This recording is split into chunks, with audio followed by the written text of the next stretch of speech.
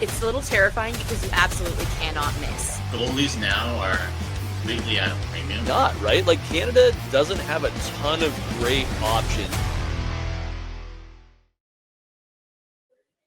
What's up, everyone, and welcome to the Hockey News Big Show. I'm your host, Katie Gaus, joined, as always, by Michael Traikos and Ryan Kennedy, as we are less than a week away from puck drop on the NHL's regular season, and lots of exciting buzz to discuss today, starting off with some big money. In fact, the biggest money that there's ever been given. Kirill Kaprizov getting the dollar bills and signed an 8-year, $136 million contract with the Minnesota Wild on Tuesday.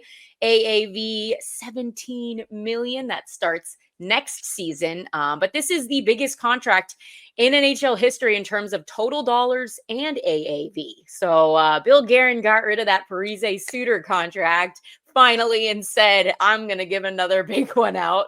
8 years with Krill. So we will see how it goes. But guys, it was very much a kind of a split group on X, Twitter, whatever you call it, in terms of what they think of this deal. So Michael, when you saw it, what was kind of your reaction? He's a winger and this is a lot of money.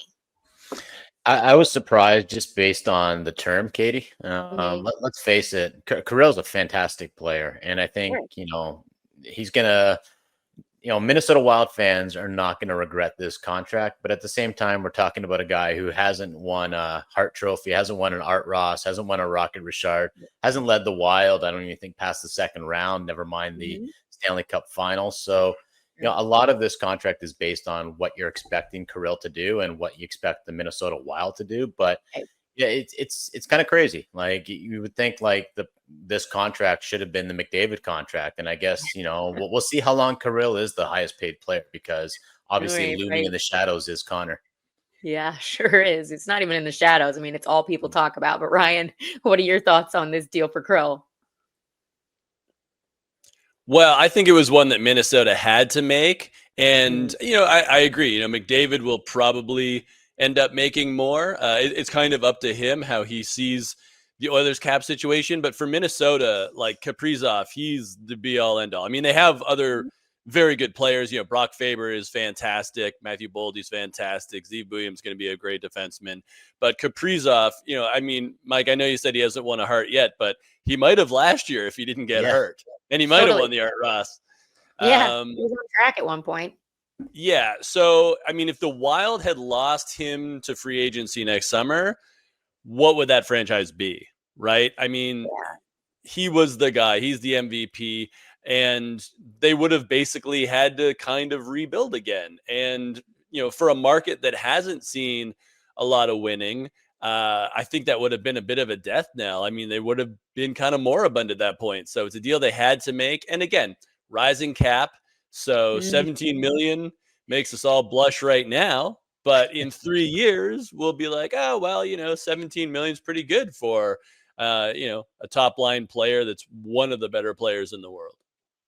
The cap used to be, what was it, 39 million at one point. Now you've got one player who's making 17 in a single season. So it'll certainly be interesting to see how not just Kirill ages with this contract, but how this contract sets the bar for some of the very big names that are still looming, McDavid, Eichel, and other guys, to kind of set that, that new standard of what contracts look like. All right, we're going to get into our discussion of Minnesota a little later, because we are doing a preview of the Central and the Atlantic Division on today's show. But before we do that, we have one more contract we want to touch on.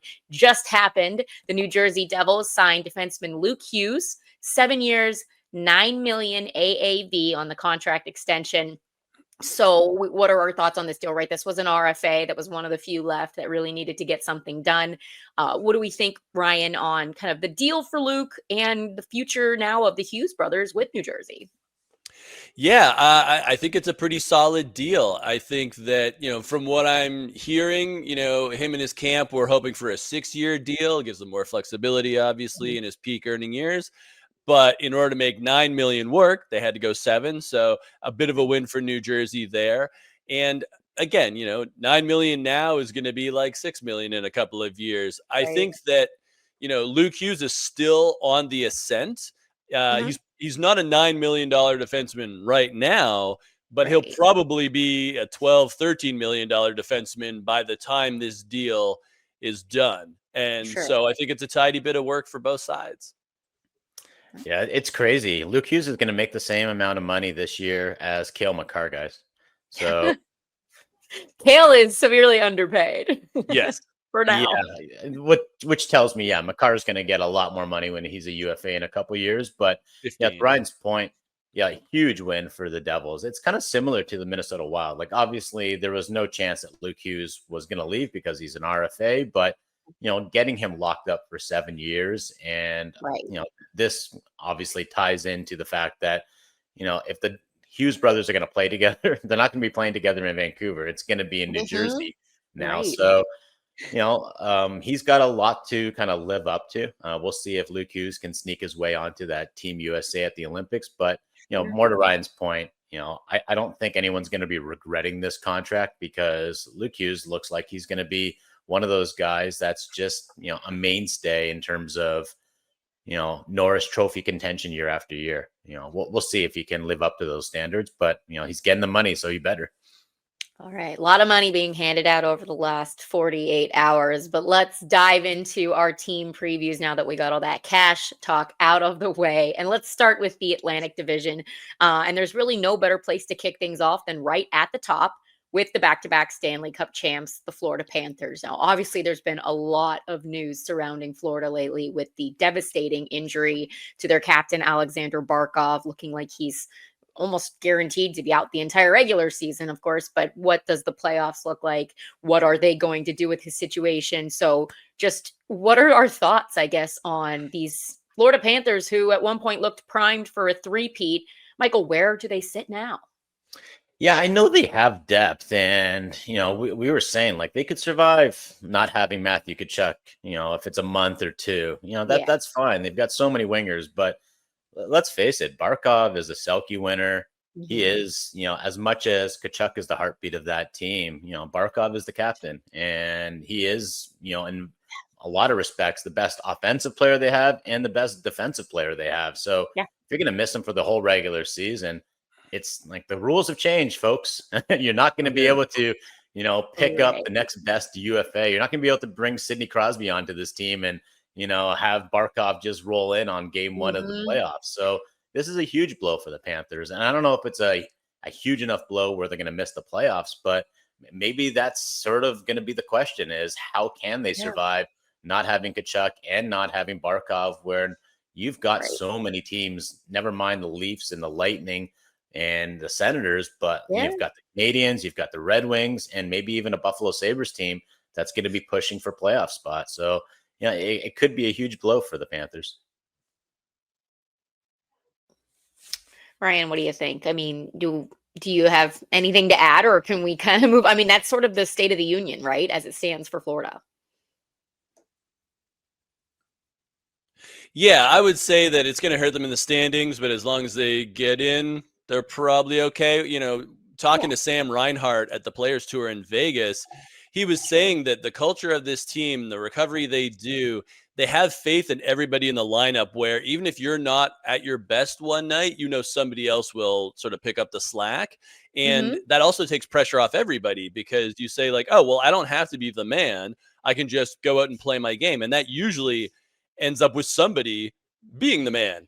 Sometimes it's Reinhardt, sometimes it's Sam Bennett, sometimes it's Anton Lundell. Also, I would just quickly point out Lucas Dostal, the Anaheim goalie. He was also the Players Tour, trains in Finland in the summer and knows Barkov pretty well. He was saying, like, if Barkov wanted to, he could have 110 points in a season. Yes. The fact is, he plays his role as a two-way ace because that's what Florida needs. So it's a really brutal loss for Florida. It's just a matter of, can they get off to a good enough start that they're not chasing all year with both Tkachuk and Barkov in the lineup. They're kind of weak down the middle. That's the one, like you look at how strong they are on the wings, and I would even argue on defense they're a strong team. But who's your number one center now that Barkov's gone? Is it Sam Bennett? Is he a number one center in the league? Or is it Anton Lundell, who's baby Barkov? Is he going to be thrust in that role? it could really expose the Panthers for, not having really a number one elite center. Yeah, I mean, there's simply no way to fill those shoes, right? And every team Right. says the same thing about stepping up and the next man up. But at some point, losing a guy like Barkov is just going to be a really big problem. So again, great opportunity for those guys to step up in the middle, but in a very competitive Atlantic division, it's going to be a tough challenge. Let's dive into the Toronto Maple Leafs. All right, this team now first season without Mitch Marner. So what do we expect for their postseason hopes? Is it going to be a team that we think is better equipped, worse? What's our sort of status, Ryan, on the Toronto Maple Leafs heading into the year? Well, and talking about players that can give you 100 points, Mitch Marner is one of them. So it's obviously a loss to the offense. But I do also think that this team is better suited for a grinding playoff series, like Nick Waugh coming in, from Vegas in the Marner trade. Also Dakota Joshua, a fantastic bottom six player that is that like big bodied, like crash and bang kind of guy. So, I mean, for the Leafs early on, it's going to be a matter of, who takes that top six role. Is it Matthias Michelli? Is it Max Domi? Is it Nick Robertson or Easton Cowan? There's definitely a question mark there, but they've got some time to figure it out.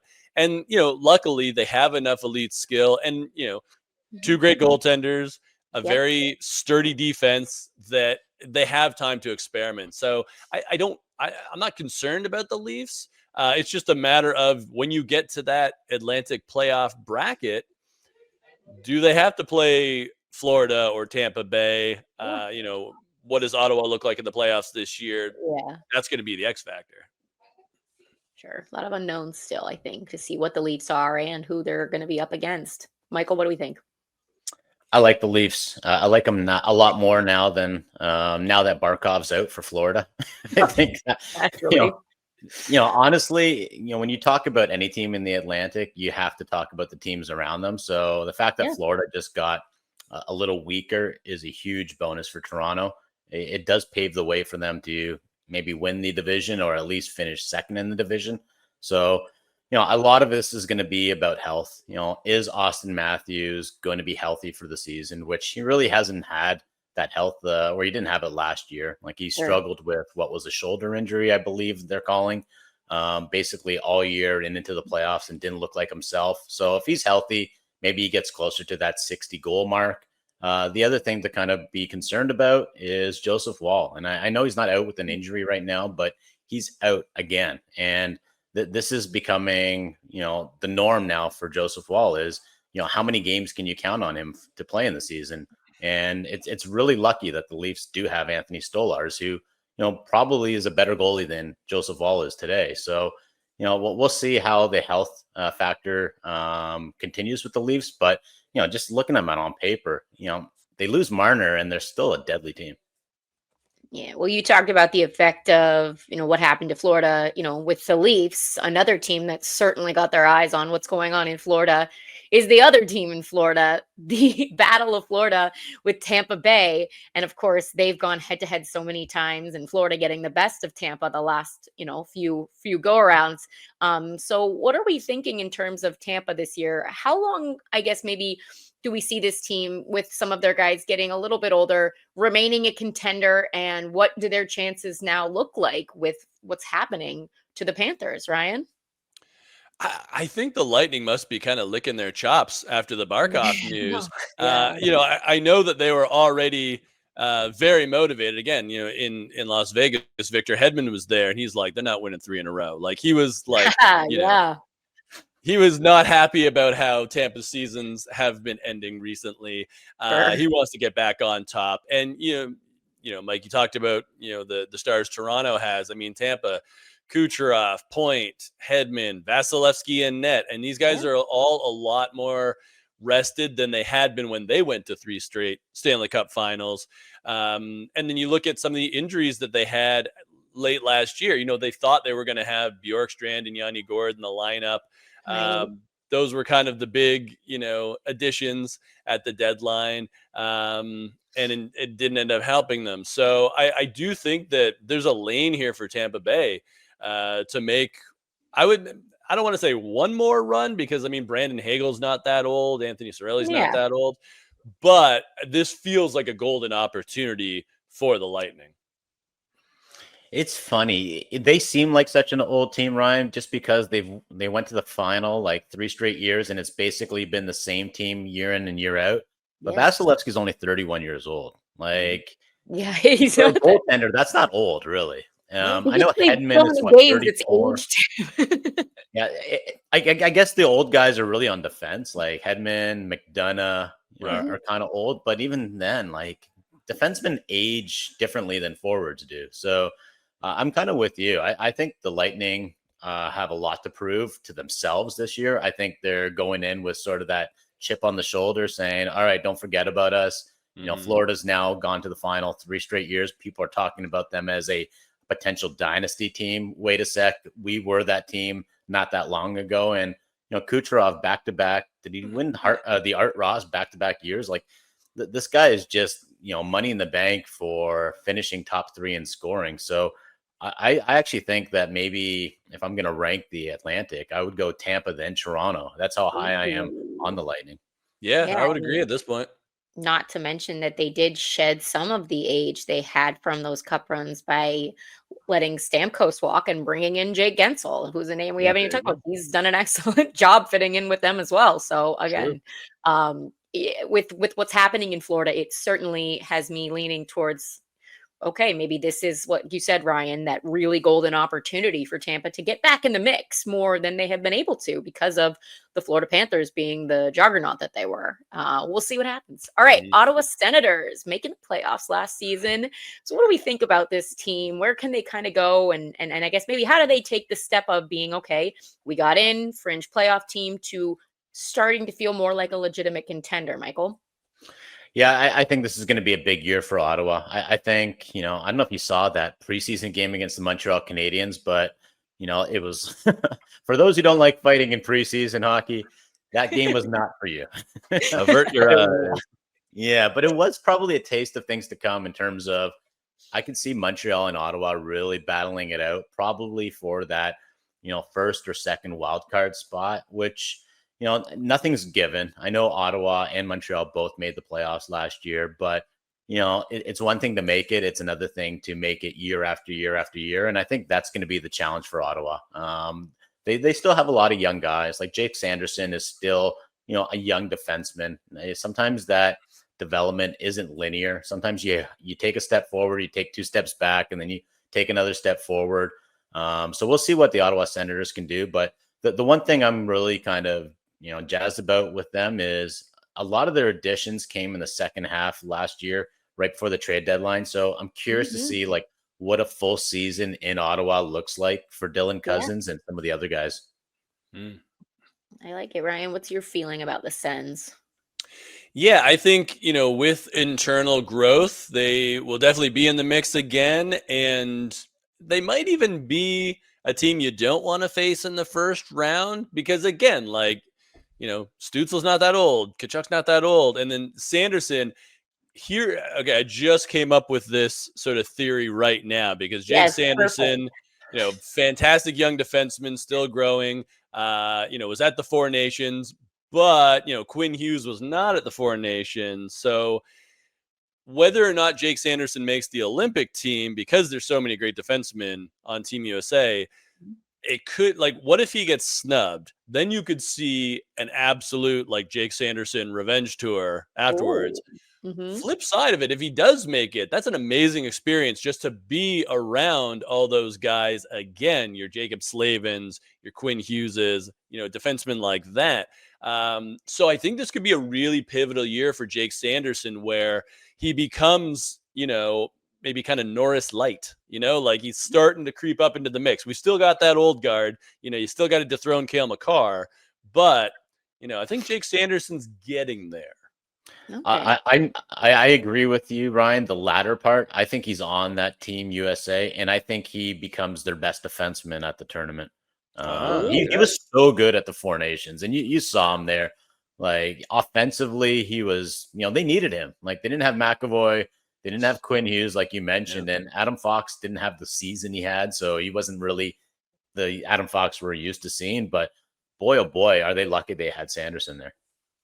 A hot Olympic prediction from Michael. Speaking of players who were that hot. a little, maybe not, a little upset about their inclusion in the Olympic camps, how about Lane Hudson on the Montreal Canadiens? He was not too pleased with how that went down. But Montreal in general, right? Young team. They've got a lot of talent. They started taking those big steps last year as well. So what is going to happen this season, potentially, Ryan, for them to be able to break through and maybe make some more noise in the division race and in the playoffs? Well, they're going to need Nick Suzuki to play like the Nick Suzuki that had his own revenge tour when he was snubbed for Team Canada for the Four Nations. I don't know if that's in the cards. I think they're going to be super exciting with Demidov and Lane Hudson. My concern with Montreal is, like, what if they don't win the faceoff? You know, like, can they get the puck back from other teams? And again, it'll be a little easier with Barkov not in Florida for the season. But that's my main concern with Montreal, is they've got a lot of fun flash, and Nick Suzuki is a very good two-way center. But again, like, what happens when you don't have the puck? Can you rely on Sam Montembeault to have another stellar year in net for you, again, as he did in the second half for them? So a lot of question marks, but I mean, the Habs will be super fun to watch. Yeah, they're so thin down the middle, Ryan. You know, I'm not worried about Suzuki. The guy I am worried about is Kirby Dach, who, you know, I don't know how many chances he's getting here in Montreal to be the number 2 center, but he's going to get a chance to play with Demidov and Patrick Laine. And if he can't make it work with those two wingers, I'll give up on Kirby Dach. That experiment is done. And the thing about Laine is he's a UFA. So he's battling for a contract, trying to show that he can still be the guy that, you know, was thought about as the next Alex Ovechkin, who was going to win a lot of Rocket Richard trophies. You know, health and I guess his own internal struggles have really stopped that. But, you know, we'll see what the Montreal Canadiens can do. I think the guy who's under the biggest microscope here is going to be Marty St. Louis. It's one thing to overachieve with a team that no one was really expecting. But now I think a lot of us are saying, okay, Montreal is a playoff team. They should be there. And, you know, it's going to be up to St. Louis to make sure that they stay on track.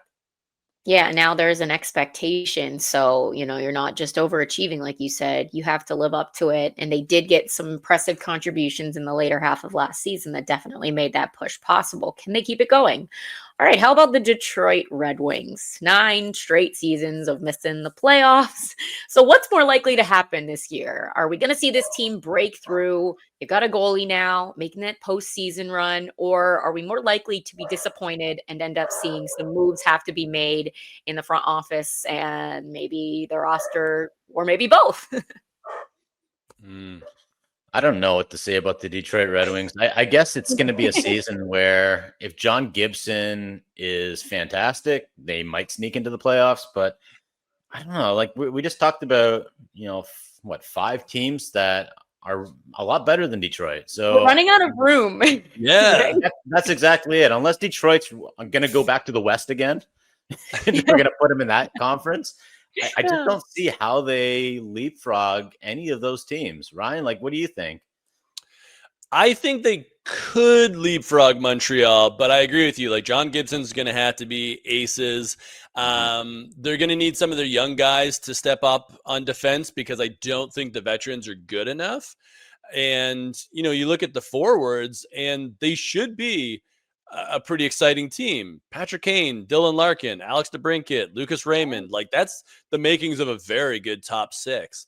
Yep. So, I mean, they just got to do it. And if they fail again this year, I think you kind of have to, like, basically tear it down to the studs because you can't just be in that mushy middle. Do you think they're better off making the playoffs and losing the first round this year? I know that it would end a crazy drought. Or are they better off finishing bottom 5 and potentially getting another guy that could be a franchise stud? If you're Steve Yzerman, you want to make the playoffs even if you lose the first round. Right. Yeah. I mean, you're always better to get that, like, elusive talent, right? Yeah. Would Gavin McKenna make the difference? Maybe. Ooh. Yeah. even if you finish second, Keaton Verhoff on defense would probably help you a lot as well.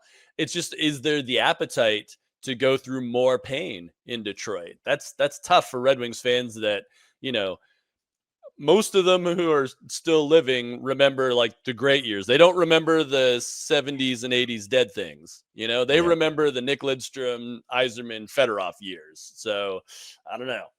Well, that brings up an entirely different problem that we don't necessarily have time to dive into right now, but how can you even get rid of Yzerman? Because he is this franchise god, and it's very hard to part ways. You promote him to that's president. Right. That's perfect.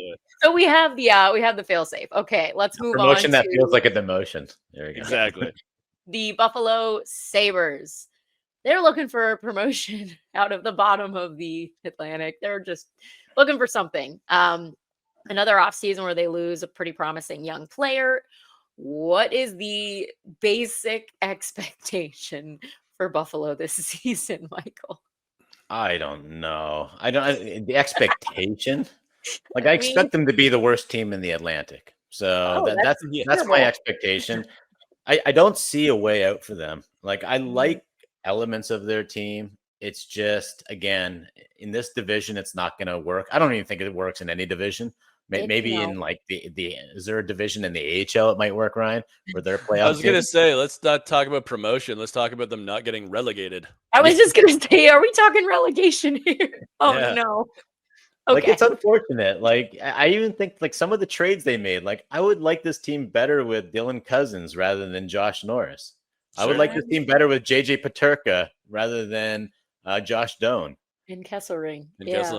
Yeah. I will say that I remember a couple of years ago, I was talking to Bill Armstrong, GM of Utah, and he was like, yeah, watch out for Michael Kesselring. Like, our advanced stats, like our in-house analytics are very high on him. So it's not like Utah wanted to give up Michael Kesselring, but I think it was a matter of, well, if we can get JJ Peterka, we're going to do what we got to do.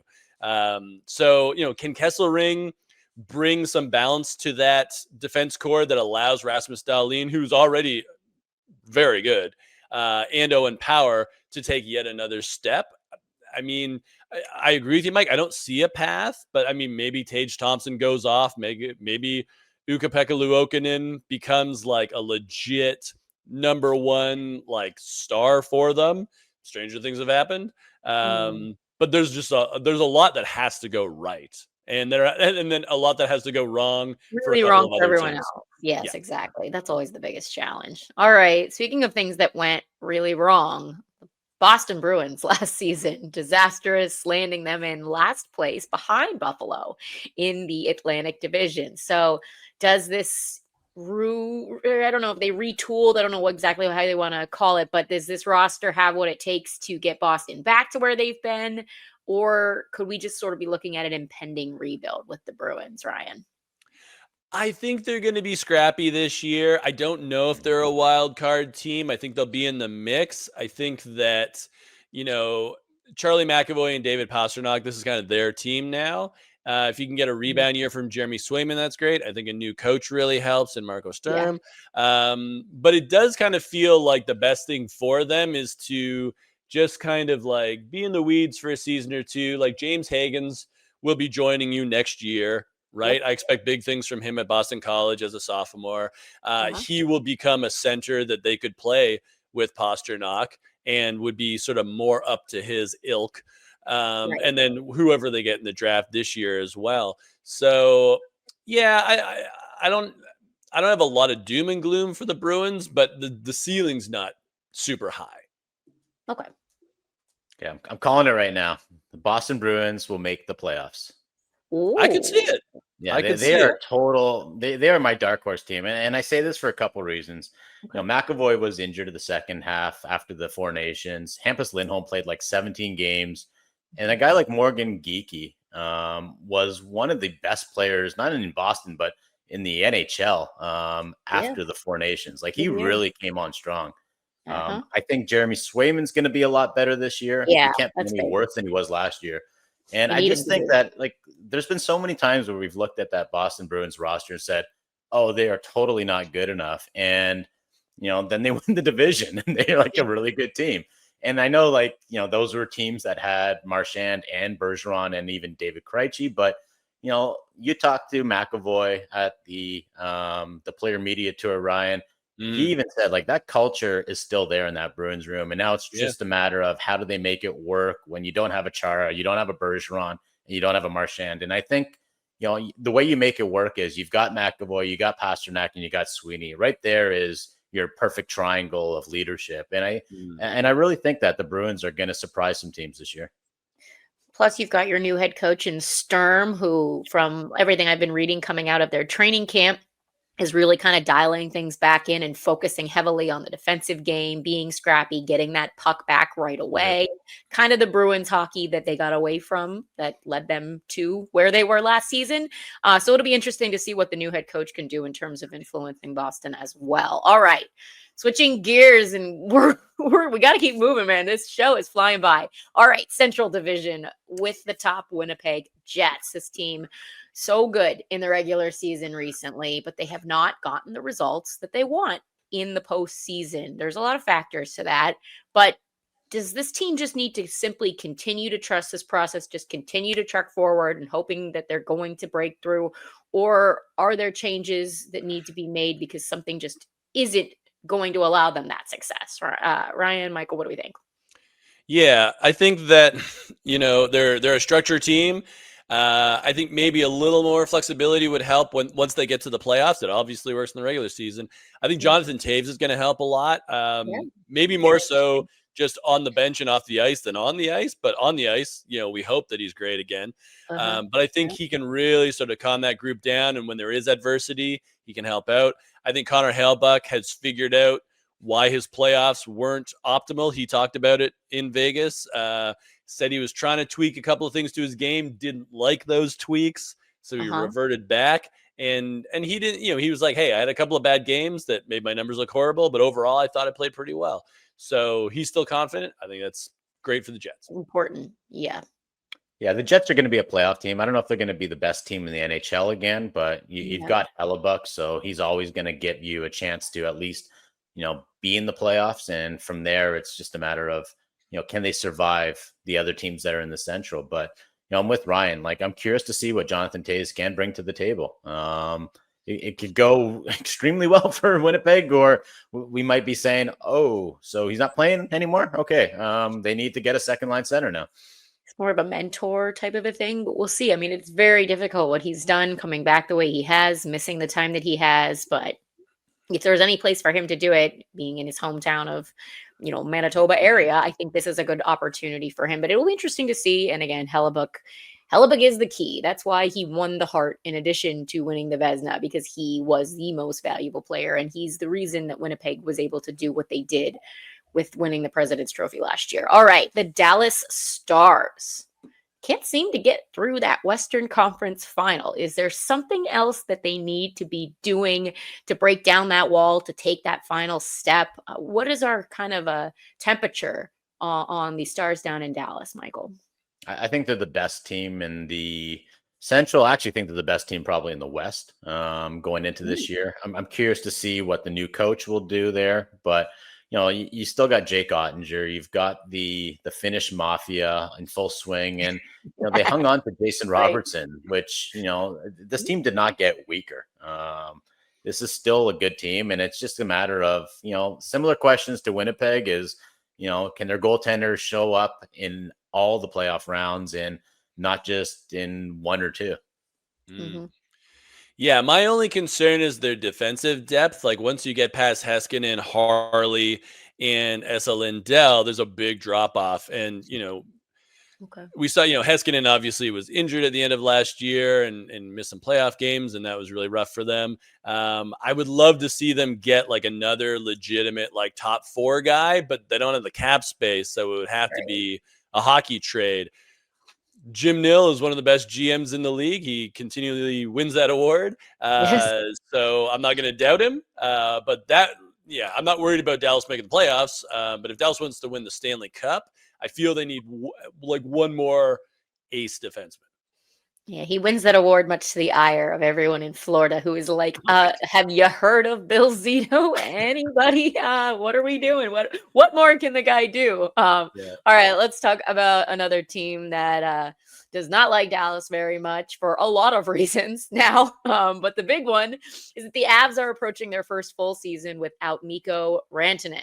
But McKinnon and Makar, the two-headed monster, remains. So are the Avs still just as much of a strong Stanley Cup contender, Ryan? I think they're there. They had a lot of adversity last year, and, it wasn't just the Rantanen trade. There was injuries. There was Valeri Nichushkin They in got the two new lineup. goalies. Yeah, the goaltending. So I think, they feel like they're, again, going back to Vegas, Cale Makar was talking about that sort of litany of problems they had. And a lot of that's cleared up now. So I think Colorado, it's just a matter of like a full steam ahead. And I mean, look, they're going to have to go through probably Dallas and or Winnipeg just to get out of the division. So nothing's a given. But I mean, I also have a lot of faith in the Avs that, a lot of players in Vegas talked about Nathan McKinnon being kind of the second best player in the league behind McDavid. And they're like, yeah, he's a beast. He's terrible to play against. Like, it's not fun. He's so big, powerful, and so fast that he dominates. So when you got McKinnon, you've got a chance.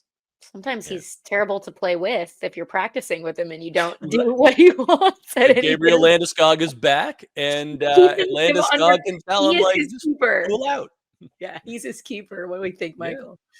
Yeah, it's amazing that Colorado had the season they did when you consider all that went wrong in Colorado last year. Like, they didn't have Landeskog, like you mentioned, Nichushkin. I don't know how many games he actually played. And then Rantanen gets traded in the middle of the season, and it totally, disrupted their dressing room. So, this year they're going to have a healthy Landeskog. They also got Brock Nelson for the entire year, and they get Brent Burns on defense. And I think Burns is going to be the perfect foil for just how, type A personality Nathan McKinnon is. If there's a guy that can kind of bring some levity and some laughter into the room, it's going to be Burnsy. So, I actually think, aside from Dallas, Colorado's probably the second best team in the Western Conference. And, it's a damn shame that both teams are in the Central. And that they play each other in the first round every single time. But that's an entirely different discussion that we all don't want to get into. All right. How about the Minnesota Wild? We obviously talked about the fact that they locked in their guy, Kaprizov. What other moves do they need to make in terms of becoming a serious contender in, again, a very difficult Central Division, Ryan? Well, it's a very tough ask, but I would love to see them have an elite center, to play with Kaprizov. I mean, you can't afford one now, Ryan. There's no I guess not. I guess not. They're going to need somebody on an entry-level deal because their strength is on the wings. And, they've made it work. And obviously Kaprizov has found chemistry with guys. But, just to push things to that next level because, I mean, I think their goaltending is good. I think the defense is very solid and is going to get even better with Steve Bouillon once he finds his sea legs in the NHL. But again, you're in the Central, so you have to compete with a couple of the best teams in the entire NHL just to get out of the first round. And I think that's going to be their challenge in Minnesota. Yeah, it's going to be tough because you're in that division, and you're right. To not have a elite number one center is, it's difficult. Like Joel Eriksson Ek is great, and he probably doesn't get as many accolades as he deserves for the two-way game he plays. But, he's ideally a number two center, not a number one center. And, is Marco Rossi, I guess, is he a center on that team? He should be. He should be. So you're going to need a big step out of Marco Rossi, show that, this is why you deserve to stay in Minnesota and, why you're there. But, it's a good team and it's a young team. Like to your point, Ryan, like Williams so young and, Boldy's young and Faber's young. So there's a lot of, it doesn't have to be this year for Minnesota. Like they're okay to still kind of treading water and maybe making their big push a year or two from now. All right. Not to show any less love to the rest of the teams that we have to get to in our division breakdown, but let's kind of buzz here. We've got the St. Louis Blues giving a pretty wild ending to the season. Now, what are the expectations for them with a full year of Jim Montgomery at the helm, considering some of the guys that they've brought in? What do we think, Michael? Yeah, I think the Blues are always going to be kind of a difficult out. They're a scrappy team, kind of similar to what Ryan was talking about with the Boston Bruins. I'm curious to see how Logan Mailloux does on that defense, but they're probably going to be battling for that wild card spot, and that's probably okay for where the Blues are in terms of their evolution. Yeah, I agree. I mean, you're led by Robert Thomas and Jordan Kyrou. Dylan Holloway was a great pickup. Philip Broberg was a great pickup. Jimmy Snuggerud is going to be fun to watch. It'll be great to see what he can do as a full season rookie. But they're going to have to battle for a wild card spot. All right. Well, speaking of wild cards, Utah Mammoth attempting to make things interesting. They were kind of in the mix towards the end last year. Obviously, first year now under their belt. What's the realistic goal, Ryan, for this team going into year 2? I think fight for a wild card spot. Yeah. I mean, if your defense is healthy this year, because they lost a lot of man games on the blue line to important guys, that'll really help. I think Karl Vejmelka is really underrated in net. And it'll be interesting to see what JJ Peterka does to the top 6. I think they've got something going, and they should at least be battling. It'd be great if they made it for that market. Yeah.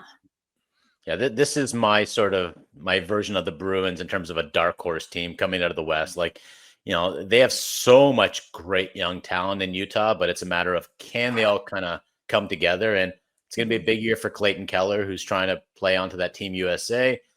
Even bigger year, I'd say, for Logan Cooley, who, after last season, this could be the breakout year for Cooley and maybe even a Dylan Guenther. So I'm really excited to see what the Mammoth do in year 2 of their franchise. But don't be surprised if, they're in the playoffs and maybe they sneak into like maybe a top 3 spot in that Central. Whoa. Plus they got their name now, now you got a name and a logo. You're ready to roll. Things feel a little bit more settled in Utah. We'll see. All right. Nashville Predators, absolute disaster last season. They brought in all these great names and we were predicting great things. It went kind of the opposite direction. So what do we kind of expect from Nashville when you start to think about the age of some of those top players? And, they didn't necessarily make a ton of moves to change things. Ryan, where are we at with Nashville? My expectations aren't very high. It's like all those veterans they brought in are a year older, which I know is a cliche, but it's true. Honestly, I'm just interested to see, does Brady Martin get 9 games in the NHL? Does he get more than that? I feel like they need to start bringing in some high-end youth, and Martin is kind of one of the starts. Like Zach LaRue's there already, and Matthew Wood's coming in. But yeah, I don't have high expectations for Nashville. Yeah, I'm with you, Ryan. I think Nick Hague is another guy to kind of keep an eye on and see what he does on the defense, because that is a big acquisition. But it just seems like a team that's aged out, and they're almost like the Pittsburgh Penguins of the Central Division. A lot of good names, good faces. If you were playing NHL 25, I imagine this would be a really good team to play with. But life is not a video game. These guys are actually old. Yeah. And they have good players, but they don't have Sidney Crosby necessarily. So, all right, that wraps up. Just kidding. We almost forgot because unfortunately we don't get to talk about them as much as we would like to, because the Blackhawks. Here, Katie. Connor Bedard, I'm sorry. This isn't a personal apology to you, but this is kind of what life has felt like maybe for him for the last year or so. It's not been good. What do we need to see happen in Chicago to turn things around and for Connor Bedard to turn into what we really want to see him become? I mean, I don't know. They've tried to bring in veterans, the first 2 years, and it didn't really work. It's just going to take time and patience, unfortunately. This will be a team that's, bringing in, you're going to get more from Frank Nazar. You can get more from Sam Rinzel, more from Artie Levshnoff. That'll help Bedard. There's still going to be a lot of losing, which is difficult, but I think they just have to kind of push through it, unfortunately. Yeah, it's Nathan McKinnon gets to play with Marty Nashis and maybe even like either Artemi Lehkonen or Gabe Landeskog. And then if I'm Connor Bedard, I'm playing with Ryan Donato and Teuvo Teravainen. Good players, but this is why Chicago's probably not going to get over the hump this year, and this is why Bedard's going to have a plus minus that's going to look like it's green jacket.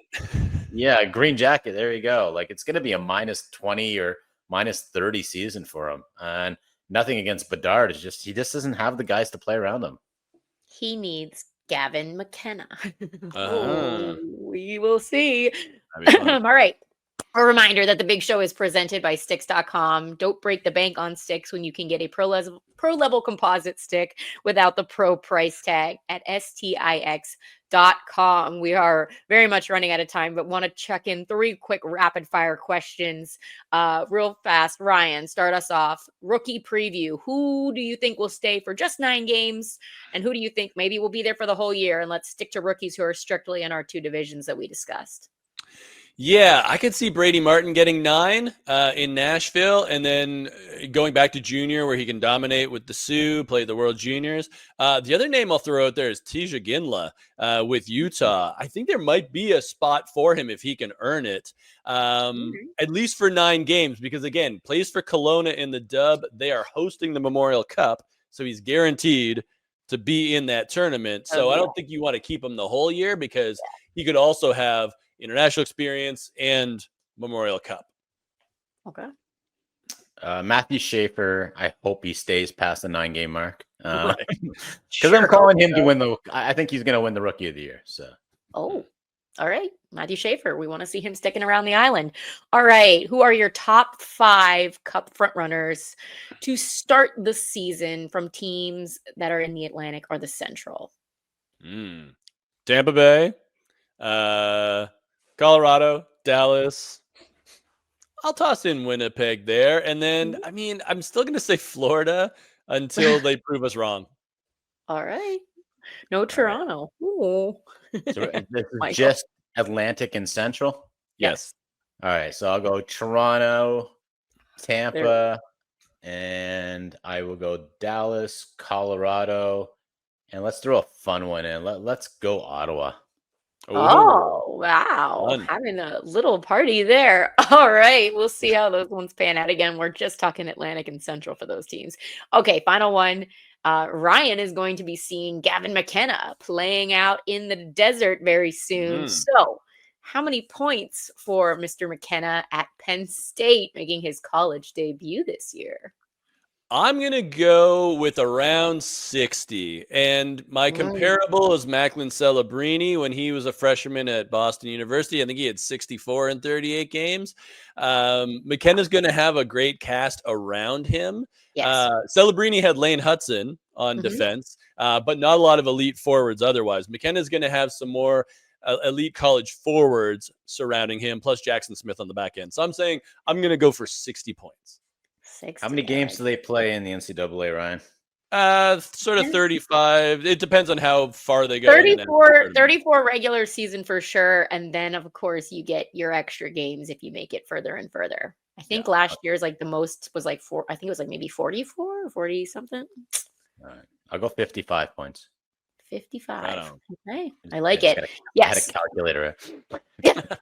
1.5 points per game. Let's go. Nice. I like it. Yeah. I mean, it will be interesting, right? Total adjustment going from playing in the WHL to the NCAA format and the style and the bigger, older guys, but he's so good. I'm not sure it's going to matter. It'll be very fun to watch either way. All right, guys. Well, that wraps it up. Before we go, a reminder for everyone listening that you can check out our other show on the Hockey News, The Wraparound. On Friday, they will be previewing the Metropolitan Division. And then on Monday, they will be bringing you their breakdown of what to expect in the Pacific Division. So make sure to check out those shows, because then next thing you know, guys, it is puck drop on October 7th for the first games of the regular season, and we will be off and running. But that does it for this episode of the Hockey News Big Show. I'm Katie Gaus with Michael Traikos and Ryan Kennedy. Thanks for hanging out, and we'll see you guys soon.